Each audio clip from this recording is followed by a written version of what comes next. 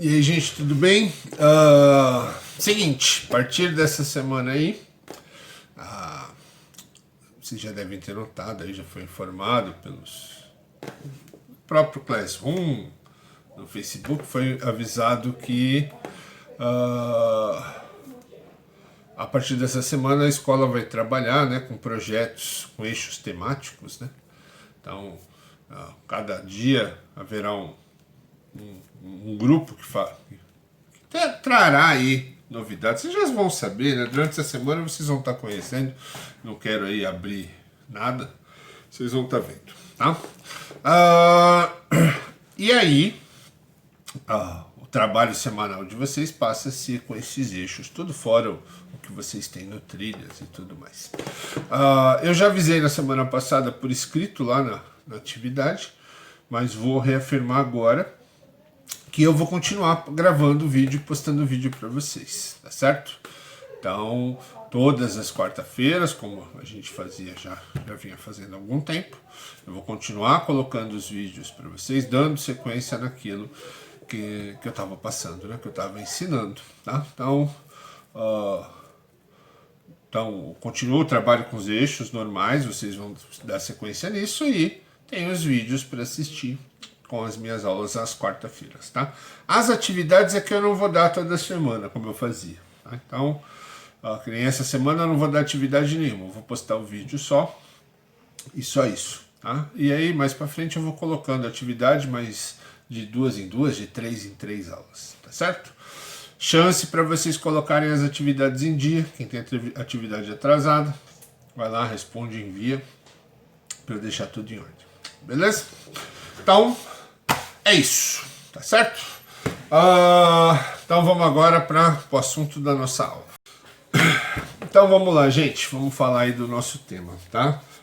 Até a última aula eu falei com vocês sobre... a gente tá falando sobre guerras mundiais. Na última aula a gente falou sobre totalitarismo, né? As doutrinas totalitaristas, nazismo, fascismo, o comunismo do Stalin, stalinismo. Demos uma geral nisso aí. Depois, obviamente, como tudo que a gente falou aqui nesses dias, em sala a gente vai voltar a falar disso com mais tranquilidade, com mais calma, com mais detalhes, tá certo? Quando as coisas voltarem ao normal. Hoje a gente vai fazer um caminho um pouquinho inverso, tá? Na última aula eu já comecei a falar sobre como o Brasil se colocou nessa situação toda, eu falei sobre Getúlio Vargas. Mas a gente precisa entender como o Brasil estava nesse período, né? Contextualizar a situação brasileira durante esses períodos das guerras mundiais, certo? Então a gente vai voltar um pouquinho na história do Brasil, só para que vocês entendam qual a participação, qual a influência ou as consequências da guerra no Brasil, tá?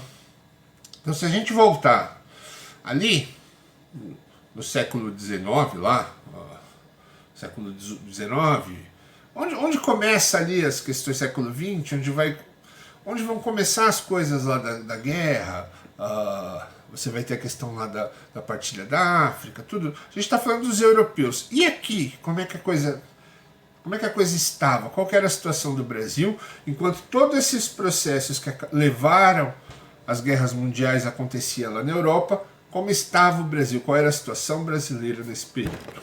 Então, vamos lá. Lá quando você vai ter os processos de partilha da África, no século XIX,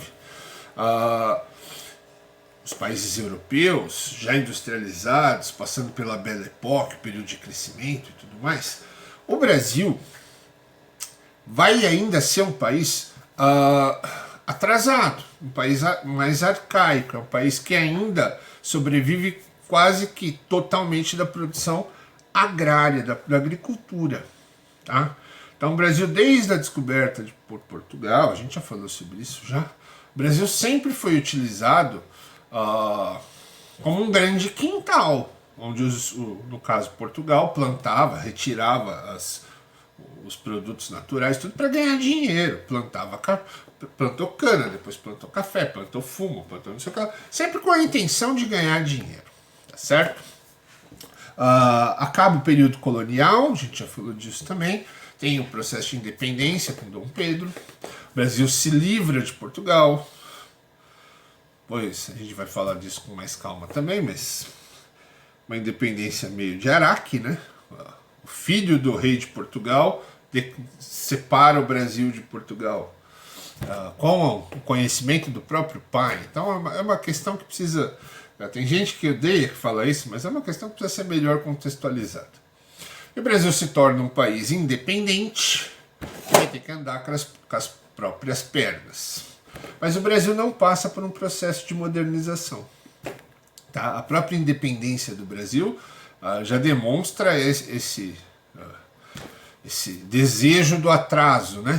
Enquanto todos os países da América lutaram pela independência e se tornaram repúblicas democráticas, o Brasil se torna independente e vai se tornar um império, ou seja, continuaremos tendo um imperador, continuaremos sendo uma monarquia, tá? Uma monarquia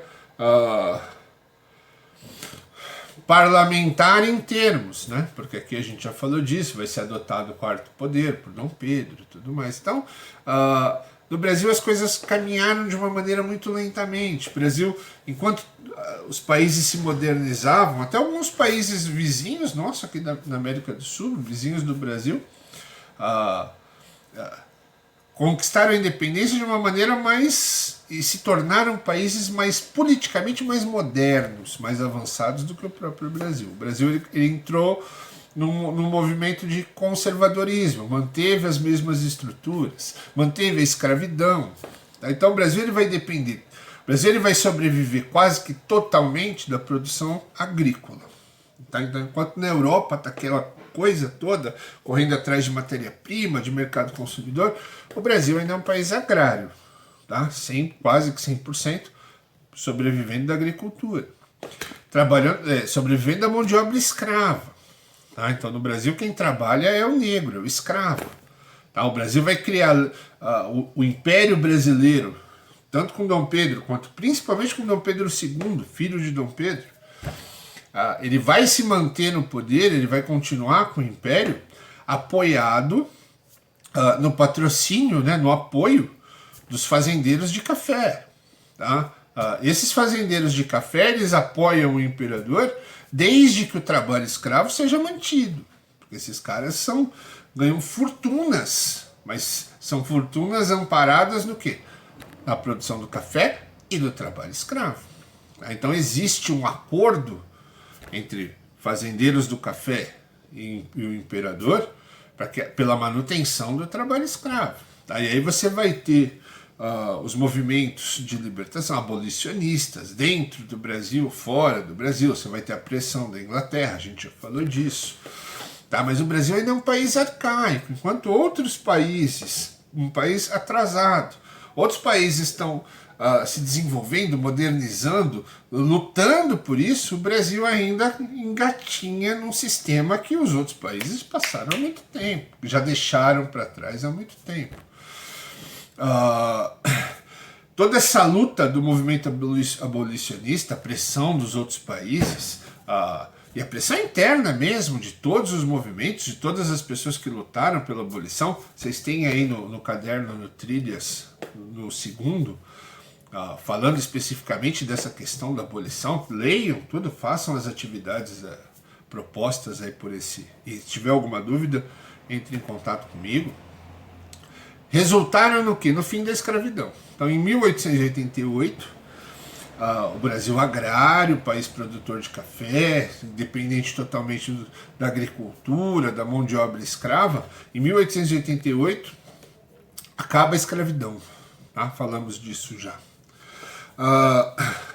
E um ano depois acaba o Império, ou seja, está mais do que comprovado que a manutenção do Império estava totalmente ligada à manutenção do trabalho escravo. Tá? Então, com o fim da escravidão, acaba também o Império. E aí o Brasil vai se tornar, por vias confusas novamente, por vias tortas, uma república. Tá? Com um marechal. Então, você novamente, a proclamação da República não dá para chamar de golpe, mas novamente você vai ter o governo estabelecido sendo retirado do poder pelos militares, tá? Que é uma constante aqui no Brasil. Tá? Espero que tenha acabado isso, mas é uma constante. E aí você vai ter o início da República. Os 2 primeiros presidentes brasileiros da República são marechais, ou seja, são cargos máximos do exército, tá certo? Então o Brasil, enquanto toda essa modernização, esses conflitos externos estão acontecendo, o Brasil ele vive ali no mundinho micro dele, lutando com estruturas arcaicas, estruturas conservadoras, amparadas num tipo de trabalho que já foi superado. Você não vai ter um processo de industrialização, com exceção da cidade de São Paulo e um pouco do Rio de Janeiro, você não vai ter em lugar nenhum do Brasil indústria. Então, como ainda hoje não tem. Tá? Então, a gente está em 2020 e a metade ou mais da balança comercial brasileira depende da agricultura. O Brasil ainda é um país quase que totalmente agrário. Tá? Então lá, enquanto o mundo estava lá passando por convulsões que desencadearam a Primeira Guerra Mundial e a Segunda, o Brasil ainda está lutando com estruturas antigas aqui. E a guerra, como eu já falei para vocês, principalmente a Primeira, ela vai acabar refletindo aqui, principalmente na cidade de São Paulo. Né? A cidade de São Paulo vai ganhar muito dinheiro trabalhando para a guerra. Então, a intenção dessa aula de hoje é que vocês contextualizem a situação brasileira, porque a gente vai falar da Segunda Guerra Mundial e aí a gente vai falar da FEB, Força Expedicionária Brasileira. Tá? Então, o Brasil lutou na Segunda Guerra Mundial. O Brasil enviou soldados que desempenharam um papel muito importante, um papel de enorme respeito na Segunda Guerra Mundial. Tá? Só que a gente precisa entender como o Brasil estava nesse contexto. Porque a gente está falando de países lutando por mão de obra, se modernizando, crescendo, lutando pelo poder, e o Brasil está alheio a isso tudo. Tá? O Brasil está lutando aqui com as suas próprias correntes, com as suas próprias âncoras. Tá? Então, enquanto o mundo luta por uma modernização, o Brasil ainda está amarrado a estruturas antigas. Tá? A estruturas políticas antigas, a um coronelismo, que falaremos disso com mais calma também. Tá? Mas nessa época toda, você tem principalmente durante o período republicano, essa república que chama Café com Leite, falaremos dela com mais calma, é muito comum as regiões serem comandadas por coronéis. E nem sempre são coronéis, tá, gente? Não é um cargo militar. Boa parte, sim. Mas alguns eles ganham essa alcunha de coronel pela importância dele na região. Tá? Então ele comanda a região. Ele que controla os votos, ele que controla o que as pessoas vão fazer. Tá? Esse coronelismo. Tá? A gente vai falar disso com mais calma. Então o Brasil está mergulhado nessas estruturas antigas. Certo? Então, enquanto o mundo está lutando a Primeira Guerra Mundial, a Segunda Guerra Mundial, o Brasil está com as suas lutas internas aqui, principalmente a Primeira Guerra Mundial, para tentar se livrar dessas estruturas antigas, arcaicas, que colocam o Brasil a anos-luz desses países europeus e até do que os vizinhos americanos. Beleza? Então, espero que vocês tenham entendido isso que eu falei. E na semana que vem voltaremos a falar da situação brasileira. Vamos contextualizar bem para entender qual o papel do Brasil na Segunda Guerra Mundial. Tá certo? Boa semana a todos.